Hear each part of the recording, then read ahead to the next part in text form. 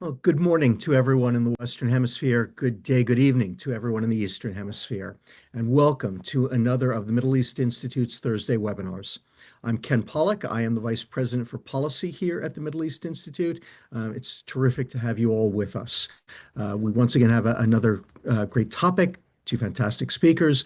Before I get to that and to them, just some quick logistical announcements. First, as I think you all know, these webinars are entirely off the record. We do record them, but we do so solely for the purpose of taking 5 or 10 seconds of sound from our speakers, which we post on the website. But after that, we delete the recordings. So please treat everything that is said as strictly off the record. Second, we'll begin with 40 minutes or so of questions that I'll pose to the two speakers, hopefully cover most of the most important ground, the things that are most important to all of you. But then we'll open things up to questions from the audience. If you'd like to ask a question, you're very welcome to do so. Please do so by using the Q&A function on Zoom. If you're not familiar with that, at the bottom of your Zoom screen, you will find a Q&A button located between the green share button and the show captions button. If you click on that, it brings up a dialog box. You can type your question into the dialog box, and then I will work the questions into the conversation as we move along. All right, with that bit of introduction behind us, our topic today is Gaza, Israel, the Palestinians, and the 20-point plan. Obviously, we've got a tremendous amount. We were all just talking offline beforehand. It seems like we're at the end of 2026, not the beginning, given how many things have happened already between Venezuela and Iran and Jerome Powell and Minneapolis. I think that we've all been inundated with news lately, and it's very easy to lose track of other things going on. One of the roles of MEI, one of the purposes that we serve, of course, is to not lose sight of things that are going on in the Middle East of tremendous importance, but that may not be capturing the headlines at any given moment. And of course, the situation in Gaza, the situation between Israel and the Palestinians, is one of those issues.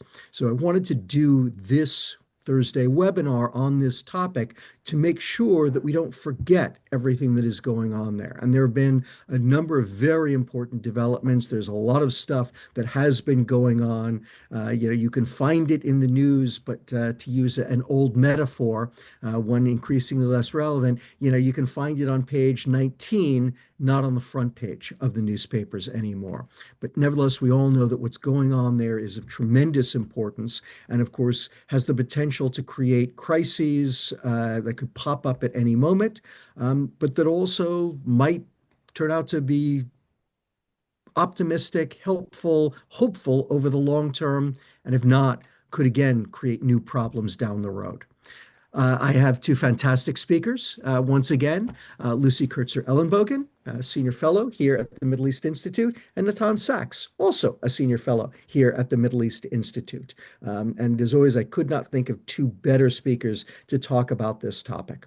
So Lucy, Natan, welcome back to the Thursday webinar. Thank you so much for joining me. You. All right, Lucy, I want to start with you. And what I'd like you to do is I'd like you to bring us all up to speed. As I said, everyone has been so consumed with what is going on in Iran, in Venezuela, you name it. I want to make sure that we're all on the same sheet of music. I want to make sure that everyone starts out with just a good understanding of what's happened over the past couple of months in Gaza with the 20-point plan. We all know that there was a ceasefire. We all know that that hasn't solved the problems, but I want to make sure that we're kind of all on more or less the same playing field. So do us a favor, give us the highlights of what's been going on over the last several months. Sure, thank you, Ken. So since I guess we'll start with when the ceasefire was inked, as it were, in October. And what you've seen since then is a mostly or a significantly decreased level of fighting, of aerial bombardment by Israel, of kinetic engagement between Israeli forces and Hamas or other factions fighters, and a concomitant significant relative decrease in fatalities. Therefore, you'll notice I'm using a lot of qualified language, and we can get to the kind of qualifiers and caveats afterwards because they are important and significant in terms of the challenges that still exist, which are incredibly relevant as well to some of the more recent announcements that we got yesterday. So again, decrease certainly in fatalities and in military engagement, not fully stopped. Humanitarian assistance, likewise, another big piece of this, and that was envisioned in this first phase. There has been a significant increase in humanitarian assistance going into Gaza and in reaching those who desperately need it. Again, we'll get to the not fully at scale and what that actually looks like. You've seen, of course, the release of the hostages, all the living hostages have returned to Israel. Of the 28 deceased Israelis that Hamas and other factions were still holding on to, the remains of 27 of those have been repatriated, and the concomitant prisoner exchange, the release of Palestinian prisoners and the repatriation of remains of Palestinians that Israel was holding on to, that was part of this prisoner hostage exchange, as it was termed, that has also gone into effect. And then again, significantly, you have seen withdrawal by Israel to what is envisioned in the 20-point plan or written as being a temporary sort of buffer zone that Israel has withdrawn to. We'll get more to that later, but what this does is it leaves Israel in control of about 53% of the Gaza Strip, which is demarcated between east and west with the so-called yellow line. We have yet another colored line in this conflict now to deal with. But what this does is effectively put Israel still in control of more than half, again, 53% of this strip, which I think encompasses around 15% of Gaza's population currently. And then to the west, Hamas is still in effective control of that other 47% and approximately 85% of the population. So that is where things stand and stood yesterday when Steve Witkoff announced, Steve Witkoff, of course, Trump's envoy and point person, along with Jared Kushner on this issue, when he announced that we're moving into phase 2. With that announcement, he announced the effectively inauguration of or the appointment of this, what was being referred to in the plan as the Palestinian Technical Committee. I think it now seems to have a new name. It's the NCAG, the National Committee for the Administration of Gaza. This is a committee of Palestinian independent technocrats who are envisioned to be those who will be running the day-to-day administration of Gaza in consultation, coordination, in fact, with supervision of this Board of Peace, which I know we're going to talk more about all of this, which is yet to be designated, appointed, announced. Engagement also with the International Stabilization Force, which will be the security force, again, yet to be composed and put together. There have been names, there's sort of, we know there'll be some other entity in between all of this, some executive committee that will be, I think that will include Witkoff and Kushner. We know Nikolai Mladenov, who's a longtime hand and diplomat who knows this file incredibly well, will be playing some kind of intermediary role between this technical committee and the Board of Peace when it is finally named. Again, a lot of details still to be worked out here. I'll stop there for right now. Those are the big things that have happened. I can speak to the qualifiers that I mentioned now, or I can hold until you've moved to Natan. Right. Let's wait on the qualifiers, Lucy. Okay. But there are a couple of other entities, a couple of other developments I'd like you to bring us up to speed on, right? So there's Okay. this military entity, right? The CMCC. Yes. And then there's this Board of Peace, which I've heard so much about. So bring those in as well. What are those about? Where do they stand right now? Right. So you've got the CMCC, the Civil Military Coordination Center, which was set up sort of very soon after the ceasefire went into effect in Kiryat Gat. to the north of Gaza in Israel. And this really, as the name suggests, is supposed to be a center for coordinating between the civilian and military capabilities. You've got a US military presence there, you've got Israelis, you've got a series of NGOs. It's been a sprawling operation. Divided into various working groups. Effectively, a lot of the coordination, my understanding is, of what's happening on the humanitarian front is happening from there. The question now, I think there was a very significant role in vision for the CMCC. They've certainly got a large mandate ahead of them. We can talk more about this as we go forward, but the sense is that perhaps their role is somewhat receding or a little bit more ambiguous now as we think about what happens with the next stage. Is it being eclipsed more by this executive committee who we're going to be seeing on the ground or not, but dealing more on the ground with those like Madanoff and Witkoff and Kushner, who have plans for what happens when you get to the sort of building and reconstruction phase. So I think the mandate right now and the exact role and responsibilities of CMCC, at least I will say, or have the humility to say, it's not entirely clear to me at this point how this is all going to break down, particularly now when it with the setting up of the Palestinian with the NCAG.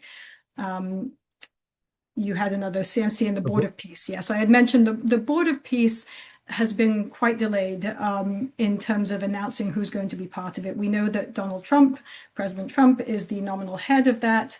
And there have been, reports out there that Keir Starmer has been invited. Again, this Board of Peace will be very much a very senior level and therefore kind of,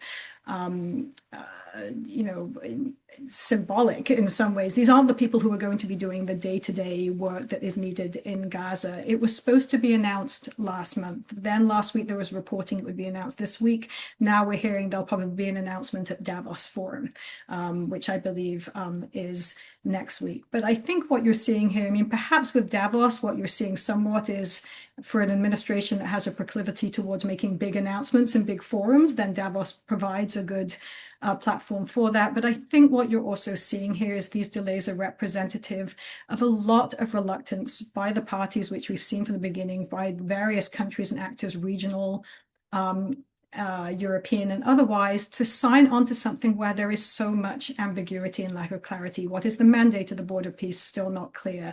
Do we know what the plan is for Hamas disarmament? Also part of the 20-point plan. Do we have some sense of timeline of when Israel will withdraw further? All of these questions are going to be things that are important to the Board of Peace actors because the different ones will have different equities, but they're going to be concerned about coming in and being seen to be a indefinite sort of outside presence controlling Gaza, what's going to be their role expected in relation to disarmament. They want more clarity on what this is going to look like and what the longer term plan is before they sign up to put their names on this. And so I think you're seeing that same reluctance play out when it comes to not yet having a fully or a constituted international stabilization force, because for the same reasons, without a clarity of mandate and a really more clearer sense than is in the 20-point plan of what are timelines, what is the process for further Israeli withdrawal, for Hamas demilitarization, all these things that are laid out in the 20-point plan, but without specifics, it's been very hard to get robust buy-in. So, which is why I think you've seen to date a lot of actors, international actors, who don't want to say no to this administration. So they've said yes up to the point that they feel they can. And now when the rubber hits the road and they actually have to commit to doing things that are much more practical and tangible, you're seeing a lot of the hedging. Terrific. That's a great intro for us. All right, Natan, I want to stick with the kind of just again getting the lay of the land here. Israel, pardon me for using this metaphor, but Israel is the 800-pound gorilla in this thing. It is the most power, the most freedom of action. It is the most important actor in this. How has the government of Israel been looking at developments in Gaza with the implementation of the 20-point plan since October? What's their perspective? What's the policy? What's changed? What's stayed the same? Thanks, Ken, and thanks, Lucy. The Israeli perspective is a very mixed one. So, on the one hand, the reception of the 20-point plan was a very positive one, not just by the government and the coalition, but across the board. Donald Trump is more popular in Israel than he is in many other places. And since the ceasefire and the 20-point plan, very popular on the Israeli left as well, because he seemed to be able to deliver an end to the war, which the opposition to Netanyahu was clamoring for, and especially the release of the hostages. So, if you look at the 20-point plan, 3 points stand out at least. They're very central for the Israelis. Point four was the return of all hostages. It was supposed to be within 72 hours. It did not happen within 72 hours, but it was remarkable. Hamas held what for 2 years had been bargaining chips that it would not give up despite the horrific damage in the Gaza Strip. And here it did give up all of them, save one body of Ranguili, who's still held in Gaza, probably by Palestinian Islamic Jihad, not by Hamas. And Hamas is still in theory, supposed to return it. And the Israelis have spoken about moving to phase two before that happens, but this is not the main stumbling block. They returned almost all the bodies save one, including of a senior colonel on the Israeli side, which was very notable, and all the living hostages, 20 of them. This, in the Israeli psyche, was very, very important. The other 2 points that I want to raise, point six, which is disarmament and amnesty of Hamas operatives, and point 13, which is the agreement by Hamas and all other factions for no direct or indirect governing role in the Gaza Strip. These are the big questions. So, and it boils down, 13, you could say now the new technocratic committee, or in its new name, will take the governing position in Gaza, and Hamas may be very happy to relinquish that. But of course, an direct or indirect boils down to disarmament. If Hamas is the one group or supreme group holding guns in the Gaza Strip, in the half of Gaza Strip that is not under Israeli control, where almost all the population is, then it will have an enormous say on governance. And so from the Israeli perspective, this is the main fear. And there's an irony here. This is the same fear that the Palestinian Authority had for many years. If you recall, many years after Israel disengaged from the Gaza Strip, Hamas governed the Gaza Strip, and the Palestinian Authority, or after the mini-civil war, Palestinian Authority led by Fatah governed from Ramallah, and there were many attempts at reconciliation. And one of the arguments that the PA always made for often recalcitrants and moving forward in reconciliation was that they were being offered an extremely raw deal, essentially a Hezbollah model. And what do I mean by that? Where an armed group would be by far the strongest force in the territory, Hamas, essentially the only really one able to project force across the Gaza Strip, but someone else, the government of Lebanon and in this case the PA, if this happened, would be the one charged with all responsibilities for all the civilian affairs. So they would be responsible for everything, but not have real authority to do things. And if there were another round between Israel and Hamas, which everyone, including the PA, expected, the PA would be left with a bill, and both metaphorically but also perhaps practically, and they could not do anything. This same Hezbollah model now looms very large in the Israeli decision-making thinking, because they are, as always, and especially in this case with some merit, very skeptical that Hamas will disarm, and therefore whatever governing body exists, Hamas will still be in place. I hasten to say, not from the Israeli perspective, but from a general perspective, even if it is with acquiescence of Hamas, etc., a governing body that had the ability and the funds and the capacity to do so. We're very far from that. But if they had all this, led by someone very serious like Nikolai Mladenov, who speaks very productively with the Israelis as well, so they're very happy about him, this would be extremely important from a human perspective. This could allow the Gaza Strip to start to recover in some way. But fundamentally, from the Israeli calculus, they see the path of least resistance as continuing along this road is one in which Hamas is, in a Hezbollah model, the force with guns on half the Gaza Strip. Someone else is responsible for governance, and Israel controls about 50% of the Gaza Strip, east what we call now the yellow line, and encircling things, and not agreeing to withdraw from that until there's a plan for Hamas disarmament or the deployment of the International Stabilization Force that we mentioned before, the ISF, about which we can elaborate, but there's many question marks about how it comes to fruition. Perfect. Okay. So now for both of you, I want to start getting into all those caveats that Lucy has been teasing us about. Let's start to talk about the issues that are lying there.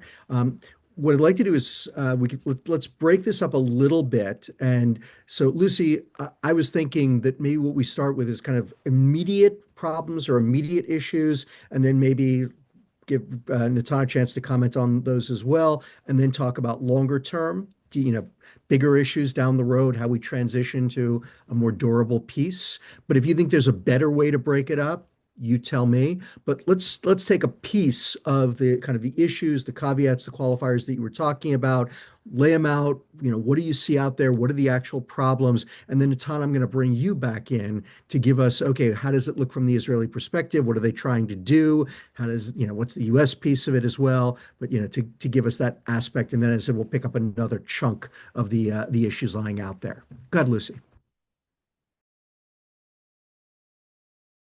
You're muted. Thank you. Sorry about that.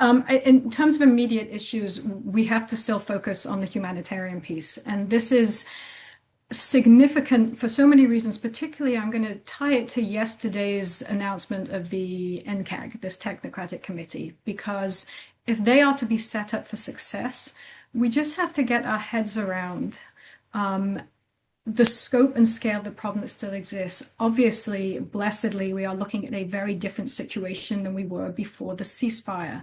But it is very easy. I mean, you mentioned in your introduction, Ken, that sometimes there's forceful in the headlines, and I think it's very easy to think, okay, we have some degree of stability now. And particularly, when you had the sort of brutal situation you had over 2 years, any relief is welcome. But not only, I mentioned that, the guns haven't fully stopped yet. I mean, you've still seen since the ceasefire, you've seen over 400 fatalities on the Palestinian side. And probably 1,000 mortalities, injuries, etc. So again, in terms of a ceasefire, that's still a significant number. But you're also right now in a really, really brutal winter season. And I mentioned that the humanitarian assistance was coming in, but the amount, the volume that we're being aimed for is this 4,200 trucks a week, 600 trucks a day.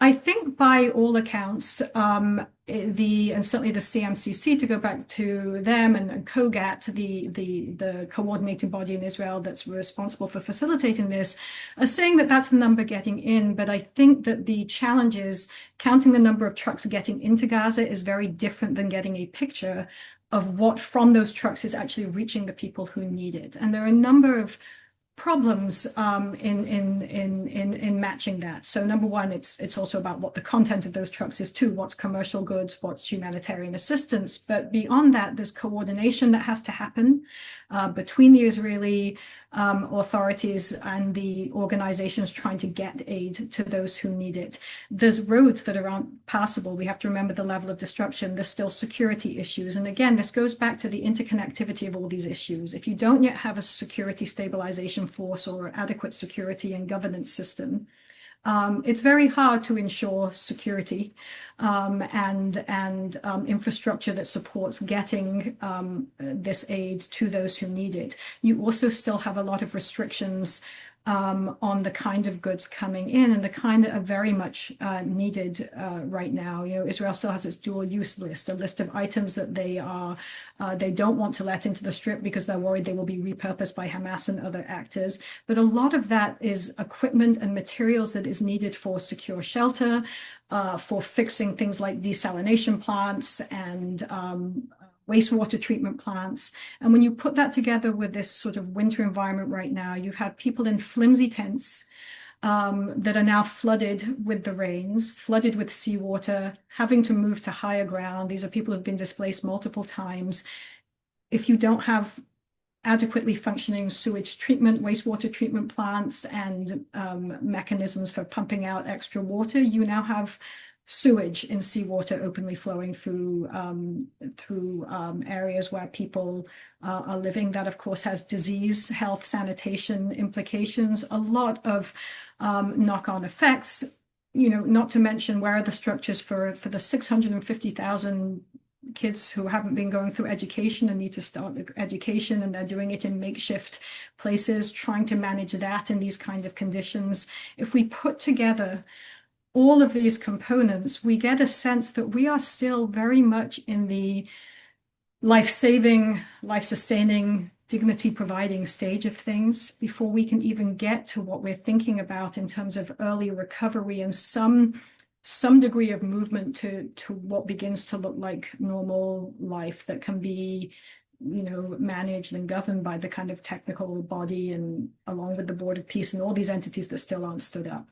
And so this is what I mean by the big caveats. I think it's really important for us to keep in mind that for this 14-person technical committee to come in and then try to find the human power to help support them in this mission, someone like Nikolai Mladenov and this group of people really have their work cut out for them, and need to be set up for success as much as possible. And that has implications, of course, for how Israel acts, how America acts, and also how the PA to some extent and how Hamas acts, because this technical committee is really is going to have to navigate between all of these bodies. And I'll just say one thing here, then maybe let Natan pick up. I thought it was very interesting, the messaging and posturing you're seeing about the standing up of this committee yesterday, because you had Hussein el-Sheikh, the Palestinian vice president, come out with this statement applauding the standing up of the committee. And in some ways, if you read the statement, it's also very much an effort, you feel like, to sort of say we were relevant, we were coordinated with, we were consulted, right? We approve, sort of asserting some kind of relevance and really insisting on there trying to be some connection to the PA. You have Hamas likewise welcoming and thanking the administration for putting this committee forward and saying, again, signaling that they are still standing in such a way that they get to make a decision on how and whether this group functions. And this technical committee is going to have to navigate between those forces. They're, of course, also going to need to be empowered and certainly not disempowered by actions the Israeli government takes. Will this committee have access to the PA tax revenues that Israel collects on their behalf and frequently withholds? That, I believe, that Natan can weigh in further on this, that's going to be a decision of Bezalel Smotrich. That doesn't necessarily provide strong hope that that will necessarily happen. So again, there are so many pitfalls along the way here, and a context that needs such urgent action and everybody really pulling together and empowering those who have been appointed to start to make progress. That's great. Okay, Natan, let's bring in the Israeli perspective on this. How do they see the humanitarian piece? What are they thinking about in terms of what could be improved? But obviously also Israel has its own issues with this, right? And give us the Israeli perspective on why things have made as much progress as they have, but perhaps not more so. So on the Israeli side, there isn't one single view. Of course, there is one deciding view, and that's Netanyahu's view and his people, and the Israeli Prime Minister's office, essentially, and the Americans have been working very closely. So a lot of this, especially if you see even the names on the Palestinian body, the PA and Hamas, certainly the PA probably had some input somewhere. Israel most definitely had input, at least on vetoing other names. And that is good news in one regard, because as you said, Israel has a lot of the agency here, and the fact that they are not a priori completely opposed to this body and view it and have not yet accused it of being a tool of Hamas or something, that is very good news. I mentioned already Nikolai Mladenov, and I think it's worth re-emphasizing this. He was the UN envoy, the Secretary General's envoy in Jerusalem at UNTSO on the Hill of Evil Council, it's called actually, but a beautiful place overlooking the old city from the south in Jerusalem. And I wouldn't say uniquely, but notably for that role, he was able to work very productively with all sides, including the Israelis. And the Israelis do not always work productively with the UN. They view it as a very questionable body in many contexts. That was not the case with Nikolai Mladenov. And therefore his role here, his ability, and I should say also, even at that time when you spoke to him, he had a lot of a lot of effort and a lot of emphasis on what was happening in Gaza before October 7th, in an attempt to work on the humanitarian side and warning very much of both in the West Bank and Gaza what would happen with a lack of humanitarian, not humanitarian then, but a lack of human development. And so this gives us some hope that you'll have someone who's able to work across the lines, and especially with the Israelis. I mentioned before also that the path of least resistance here is a rather grim one. You have two sides, Israel and Hamas, who are still the main sides in this story, who are very dubious about the grand process, each for their own reasons. Israel believes Hamas is still going to be armed, still going to be in effective control, last word control in at least half of the Gaza Strip. And Hamas views this whole thing as an American-Israeli, deal to perhaps push them out, disarm them, and push them out.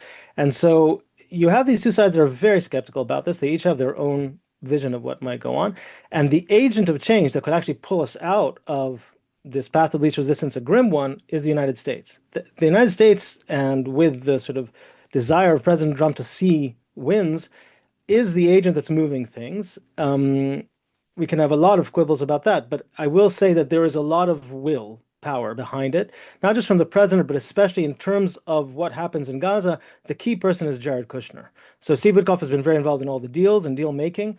Jared Kushner has been, without an official position, I should say, has been really the driving force between on a lot of this. So back to Israeli decision making. You have Netanyahu, who's very much in charge of a lot of this. He is working, though, within his usual constraints, and especially the usual constraints of the last 3 years, which is an extremely extreme government, and a very extreme government, including on how it views the long term on the Gaza Strip. So while they, especially the two famous extreme ministers, Bezalel Smotrich and Itamar Ben-Gvir, do not have direct effect on the question of Gaza, Bezalel Smotrich has enormous effect on what happens in the West Bank, both as finance minister and as a second minister in the Ministry of Defense, so very, very influential in the West Bank. But neither of them is directly affecting Gaza policy. But of course, in the political context of the coalition, they are very influential, and they are very explicit about the desire to fully reoccupy the Gaza Strip and to rebuild settlements there. That's not where Netanyahu is, and it's not where most of his coalition is, but it is where they are, and also very notable voices in his own Likud party. So and to add to that, we're operating now in an election year. Elections are due in Israel at the latest October 27th of this year. And so we are in a hyper-political, politicized kind of moment. The calming factor on that, ironically perhaps, is Trump. Again, Trump is very popular on the right in Israel. So doing what Trump wants is actually much easier for Netanyahu politically because he's covered from the right. He can say to Smotrich or to Ben-Gvir and even to their voters, especially Ben-Gvir's voters, who are many, listen, I'm working with Trump, and he's God sent to Israel in their view, so therefore. So that's the good news in this regard. I mentioned also the identity of some of the people involved. The bad news here, and this is less the Israeli perspective, but the question of money, and that perhaps relates to the Board of Peace, the question of policing on the ground in half of the Gaza Strip about which we're talking, these are absolutely crucial. So this executive committee can do a lot, but it cannot do anything if it doesn't have funding to do so, and if it doesn't have a secure environment to do so. Hamas may provide the policing, of course, when it's useful for Hamas to do so. That could work for a while, but we're going back to the Hezbollah model. And as I said, from the Israeli perspective in the long term, that is the fundamental fear. In particular, because if we think back to the beginning of the war, we've discussed this, actually, the three of us on this webinar a while ago. For Israel, there were two fundamental goals to this war beyond all the sometimes horrific rhetoric that we heard. One was disarming Hamas and removing it, or at least removing it as the governing and military structure in the Gaza Strip. And second was return of all hostages. The second has essentially been achieved. Many of them died, and one body has not been returned, but that has been achieved, and that is extremely important in the Israeli political mind. The first is not remotely achieved. The last point I'll make, it relates to the ISF, the International Stabilization Force that we mentioned. This was envisioned originally as the replacement for Hamas. So originally, when the 20-point plan came out, the idea was that the ISF would be the one who would give this policing, who would replace Hamas as it disarms and removes itself in return for amnesty, etc. And that as it did so, the IDF could withdraw further beyond what is now the yellow line, probably not all the way to the Israeli border, but further, and allow the Palestinian population in the Gaza Strip, which most of it is in the Hamas-controlled area now, to expand further. Now, this would, of course, need enormous reconstruction, physical reconstruction.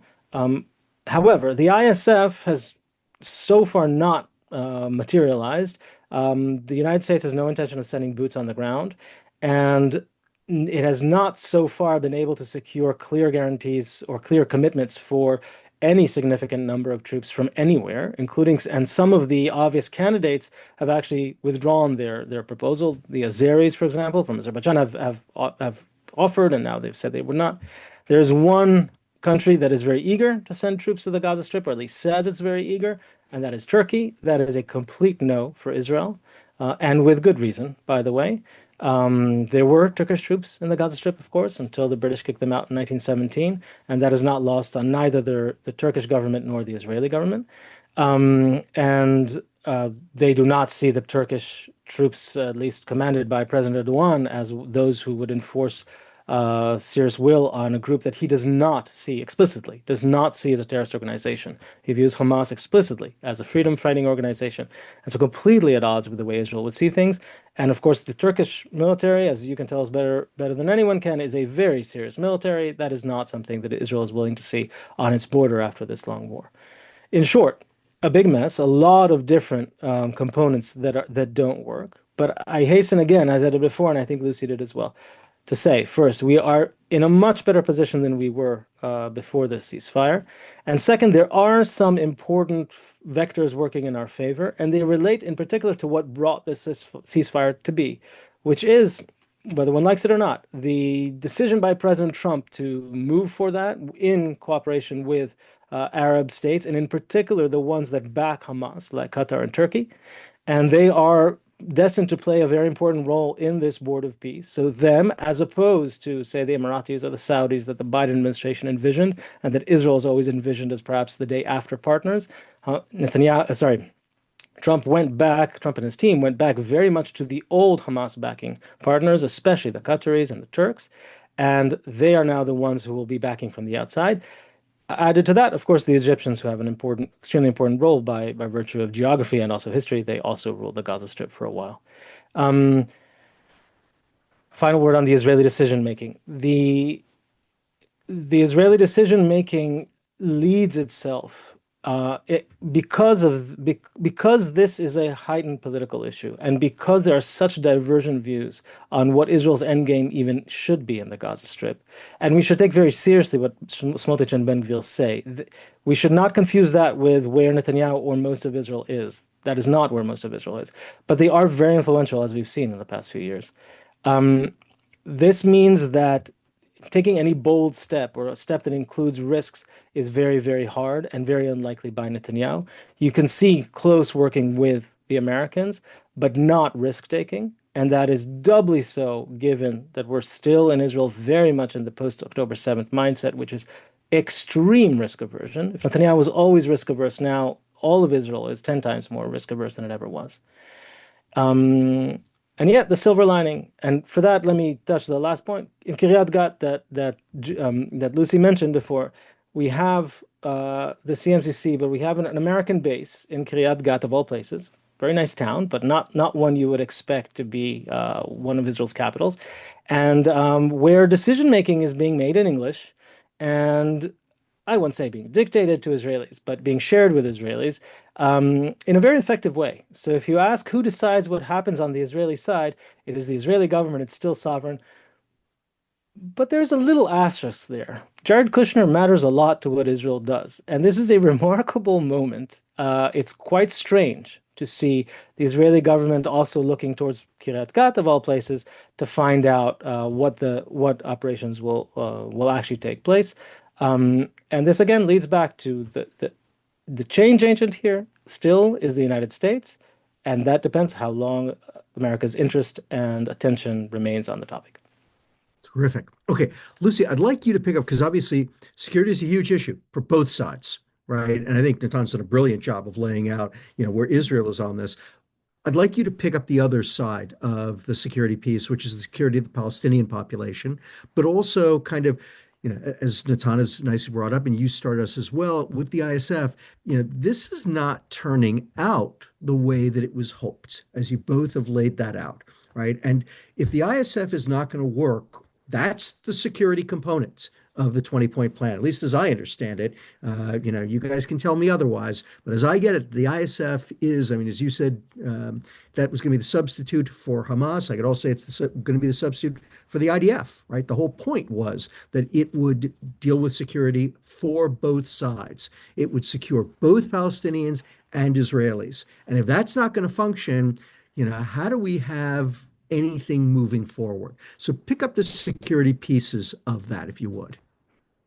Yeah, thank you. I mean, I think as I touched on before, that one of the challenges actually was that it wasn't entirely clear what the ISF was going to do, or at least what the full scope of it was going to be. And this is where some of the challenges have been. Was it peacekeeping? Was it disarmament? Was it training future Palestinian security forces? Was it all of the above? If so, was this in what sequence, et cetera, et cetera? So all that lack of clarity has led to the situation that we're in. I think the big elephant in the room here is this policy that Netanyahu has had from the outset of no Hamas, no Abbas, therefore no PA.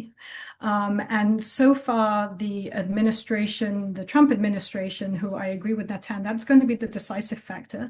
And the team, I think, with all best intentions to try to make something work, they are going to be stuck for as long as they do not lean on the capacities that exist, that are the best they have in this situation. And I think ruling out any PA engagement or presence is forever going to lead to not the right capacity or ability to move forward. And what I mean by that is that you do have, again, not perfect at this point, I realize, but in terms of the most legitimate entity you're going to have and the most capacitated accordingly to do something on the ground right now in Gaza. You've got, I believe, somewhere between 8,000 and 9,000 PA police officers in Gaza who've been commissioned at some point, could be stood back up, probably need more training, but it's a start as an alternative. You have forces being trained as well by the Egyptians and Jordanians, where the sooner deployment is able to happen, you could get boots on the ground there who would have more credibility and more buy-in on the ground, and not pretending that the PA has tons of legitimacy or credibility among Palestinians, but at this point, more so certainly than various international actors coming in and trying to cobble something together with all the problems that will involve. And so, again, I think the question will come, at what point will that pressure that Natan has referenced, that Trump has been successful in putting on Netanyahu, when will that, and will it finally be channeled into insistence on some PA role? It's already creeping up against it, not explicitly. So you saw, first of all, there actually have been PA at Rafah. We haven't talked about Rafah, the opening of the crossing. That, as part of the 20-point plan, was supposed to happen, open in both directions. A couple of months ago, I think maybe a month ago, there was some suggestion it was open in one direction. That caused a lot of concern and controversy because it was open going out of Gaza. And given that the 20-point plan had made a point that, Gazans would be able to return, there was a lot of concern that if it was only open for those coming out of Gaza, the idea was that it was pushing people out. But there's still, Rafah is not yet fully functioning. Maybe we'll see an announcement in the coming days that has changed. But there have been PA forces actually at Rafah. This is not something that's announced loudly. I don't think the Israelis talk about it loudly, and especially because, again, the Israeli government has had this policy of the PAs as unacceptable as Hamas at this point. But you've seen almost, whether it's nods to sort of concession at some point with this technical committee. If you look at the names, the head of the committee is someone who was a former PA deputy minister. You have somebody else who was a former Palestinian security official. There are these what are being referred to often as dotted lines, maybe, to the PA in some of this committee formation.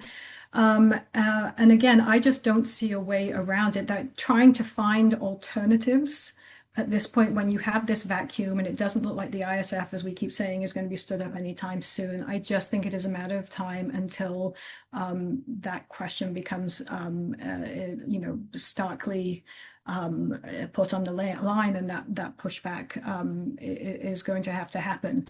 So the disarmament piece, again, right now, the reason you're in this stasis is this lack of clarity of timelines. What does the decommissioning, the demilitarization look like? There had been some suggestion that Hamas was going to be willing to give up heavy weapons. This was something that was worked very strongly by the Egyptians, and again, in coordination with Qatar and Egypt, some sense that maybe there was some plan for Hamas to at least say they were voluntarily going to give them up under some system, and there'd be a buyback for lighter weapons. That I'm not sure of the status of that right now, if that's been walked back a little bit, and you still also have this messaging from Hamas that they are not going to give up their weapons other than in the context of a negotiated agreement towards a Palestinian state. But this is where I think some real crossing of the T's and dotting the I's is going to have to happen on the ambiguities in the plan sooner rather than later. And maybe more than that, it's management of expectations, because I think as well, the idea that there would be an instant, DDR process right after this 20-point plan happened. I mean, you think about how long this has taken in other contexts. If you look at the Northern Ireland context, Good Friday Agreement 1998, I think it was about a decade from that agreement until you had that process fully taken care of. I think it was about 3 years until the IRA decommissioned. You then had the loyalist groups who then took, again, several years after that. So these processes aren't necessarily going to be instant, but what's the roadmap towards it? Who's going to support it? Who are the actors involved? And again, this gets us back to the PA. If you envision a situation in which Hamas might give up its weapons, probably more likely, being able to turn them over to other Palestinians rather than, sort of international forces, something again takes us back to what could the role of PA security forces be at some point. These are all big questions, but again, they all require a lot of staffing, which is the last point I'll make, which staffing is sort of sounds more flimsy than I even mean it. A lot of capacity that just is not there, even for the Americans. So think about this again, you've got this large CMCC presence, but in terms of those who are supporting this committee of Kushner and Witkoff and all of these folks who, again, not doubting best of intentions and best of plans and visions, but the visions aren't supported by what has to happen to get there. There just isn't, either in the American system, the sort of the policy staffing right now, the sort of the people and the type of expertise needed to be feeding up into that process the way a policy process is typically happened in the past. You have envoys who'd be important that aren't in place in our own embassies in the region. And you just have a real lack of the kind of capacity that's going to be needed to take care of all these details to start moving forward in any of these. And so the sooner that is grappled with, the sooner we may be able to start to see some progress on some of these issues. That's great, Lucy. Okay. Natan, and just we're starting to get a little bit tight on time, and there are a few more things I'd like to ask you. Natan, I want to segue right off of what Lucy was getting at, because I think it's critical, and we've got several questions that are more or less along the same lines of what I'd like to ask you, which is how is Israel, how is the Israeli government, how is Bibi thinking now about the long term, right? Do they believe that there is a pathway from the 20-point plan to some kind of a better long term for them? Is this just kind of a short run thing that they're going to do for now, but they're going to have to pivot to something else? Again, when it was first put in place, it was certainly the case that the United States, and I think a lot of other countries, were hoping that this would not only end the fighting in the short term, but create the proverbial roadmap toward a longer term solution. Is that still the perspective of the Israeli government? And if not, what are they thinking about now? So that's a trick question. Whenever asked about Netanyahu, the famous quip, and I want to qualify it, but the famous quip, and there is a lot to it though, is that Netanyahu doesn't think so much long term. He has obviously core long-term principles that he believes in, and he's a very smart, erudite man, of course. But he doesn't operate with a grand strategy, and then everything is derived from it. He is much, much more a kick the can down the road kind of leader, and that's partly ideological in the sense that he believes that there are no quick fixes for most things, and therefore kicking the can down the road is a sensible approach from sort of a small C conservative perspective because later on other opportunities may open up. But couple that with extreme pessimism. He's a real pessimist. And in this context, and certainly as it relates to Hamas, he is joined by almost every Israeli. The Israelis don't believe, it's not that they think, Hamas has to disarm quickly as opposed to later. They don't think we're anywhere close to a Good Friday framework because Hamas is not interested in any deal with Israel, the Israelis believe, with a lot of merit. And so it's not, the PA might disarm in the context of a Good Friday agreement if it were in that context, although that's not the roadmap that anyone's thinking of. They don't believe Hamas has any interest in doing so. Could it hand over some rockets to the Egyptians with a lot of cameras around or to someone else? Yes, of course they could do that. But would they give up their ability to have force in the Gaza Strip and to allow someone else like the PA to have a monopoly of the use of force as a proto-state? That is something that Israelis just don't believe. And so in the long term, there are many in Israel who still think this will be what it is, and eventually it might fall apart. Israel will not be the one to do so, they think, or at least Netanyahu doesn't intend to do so, certainly with Trump. But this may fall apart. And if it does, in the long term, they believe total victory, as Netanyahu put it all the time, total victory over Hamas, which means reoccupation of the Gaza Strip and removal of Hamas by force. The alternative is not would they agree to disarm, but would they simply be disarmed by force? I would hasten to note, as anyone would, that Israel fought for 2 years in the Gaza Strip, 2 very bloody years, and it did not manage to eradicate Hamas there in the Gaza Strip, although it dealt it huge blows. That's in terms of long term. There are those in Israel, as I mentioned before, who not only envision removing Hamas by force, but incorporating the Gaza Strip back into their vision of a greater Israel and settlements that is very much in the rhetoric on the extreme right and the right. They mourn the Israeli disengagement from Gaza, which they call the expulsion, and they view as a historic and religious sin. And rectifying that, as they are now actively doing in the northern West Bank, but rectifying that in the Gaza Strip is very much their vision. That's not where the Israeli security establishment is, and it's not where Netanyahu is at the moment, but that does exist there. Most Israelis, if you ask them, they wanted this war to be over, and they understand that Hamas is still there. It pains Israelis to view it, but they understand it. And for the time being, at least, they would want to deal with it forcefully whenever necessary, but in a way that could be productive. I'll add one point here though on the ISF, which I think is relevant to this too. The ISF originally we spoke of, or the 20-point plan thought of, as exactly a replacement, as you said, providing security for Palestinians inside the Gaza Strip instead of Hamas, and also providing the Israeli security because it replaced Hamas. The way the United States has been thinking about it in the last few months has shifted because none of the countries wanted to volunteer forces that would have to go into tunnels and try to disarm Hamas in a way that the IDF failed to do. It shifted to a force that would replace Israel on what's called New Gaza.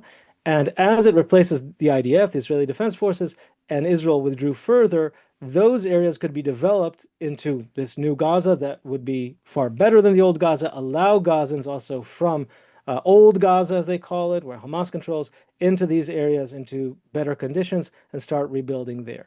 That is not impossible. So what Kushner has been pushing for is quick wins, as Neri Zilber called it in the Financial Times, and that includes, as Lucy said, a true opening of the Rafah crossing, perhaps soon, and lifting some restrictions on supplies into the Gaza Strip, the imports, allowing more aid and medical aid in particular.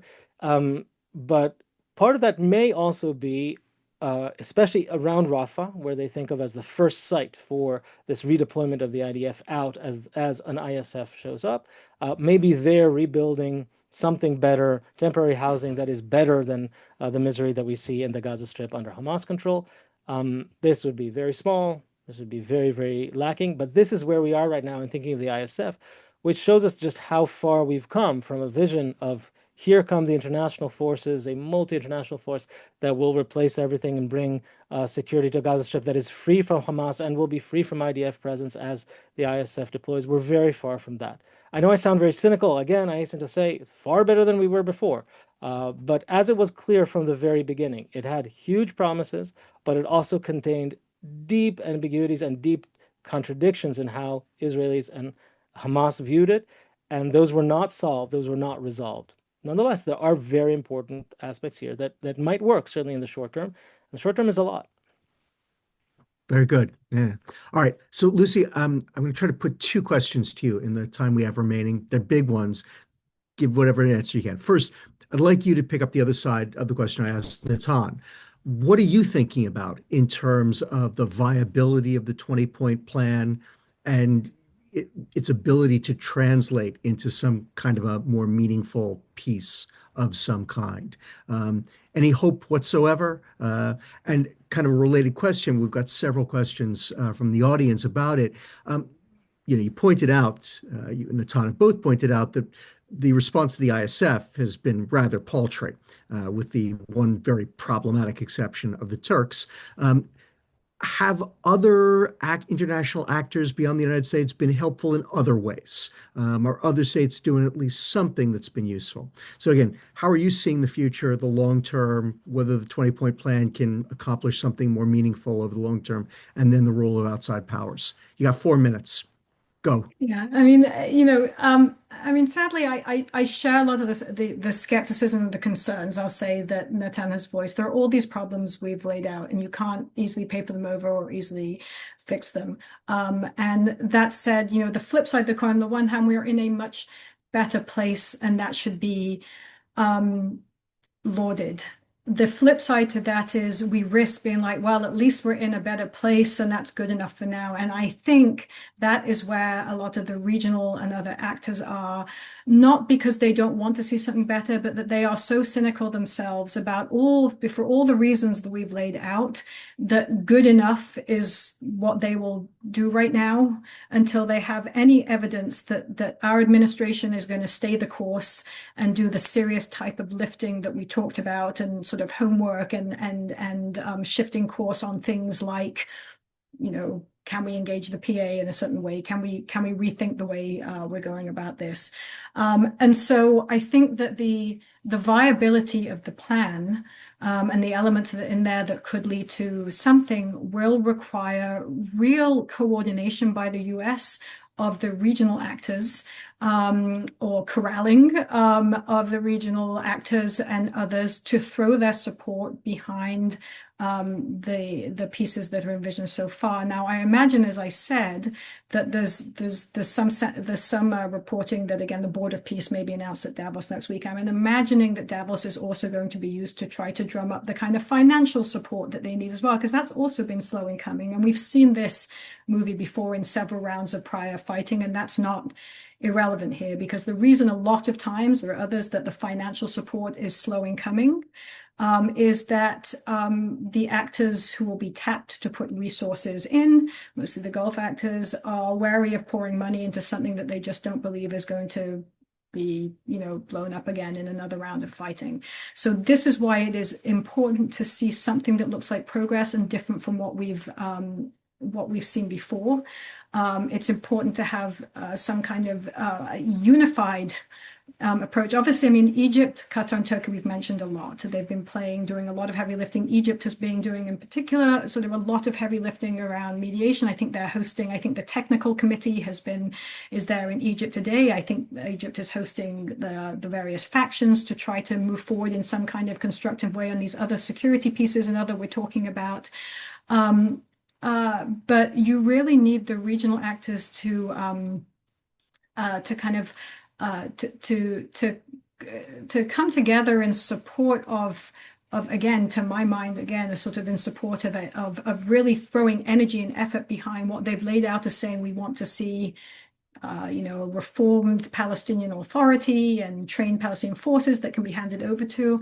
I think this will require real effort and staying power and the coordination and division of labor. Now, maybe that's going to be challenging, particularly as you see increasing regional divisions, right? You've now got tensions between Saudis and the Emiratis. You're going to really need both of those actors in this case. But this, again, in a traditional diplomatic arena, this is where America would come in as the coordinator and the corraller of the different parties that will be needed. And the question is the motivation that Trump has, we think, to show a win, a continued win for what he achieved the ceasefire, is that going to be enough for him to stay the course here and really keep the effort up? Because if it just becomes a case of, well, at least we have stability, and again, as I've kept mentioning, this is incredibly relative stability. And maybe I'll just end. I think the top line of the 20-point plan, point one was this notion that that Gaza will be, that the term they're using, de-radicalized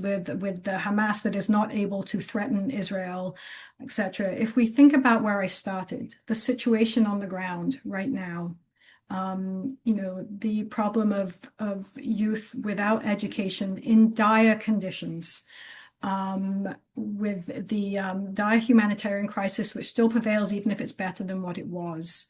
This is not a situation that's going to lend itself to a path forward to a Gaza that doesn't pose a threat to Israel, as it's termed in this 20-point plan down the road. And these are issues that all actors are really going to have to get their head around and invest in. So will we, as the US, stay the course because we are what is needed? I mean, that's what we're going to have to watch. Well, I guess we're going to have to leave it there. Natan, Lucy, thank you so much. We've spent an hour on this. You've made us, 100 times smarter than we were, but I still feel like we've got hours more that we really need to devote to this topic, which of course just means we will. We'll keep coming back to it. We'll keep talking about it. It's too important to be neglected. And as I said at the beginning, this is one of the roles that we at the Middle East Institute have to play, is to keep focus on this, to make sure that these issues are not forgotten, because they're just too important, as you're both pointing out. Thank you both so much.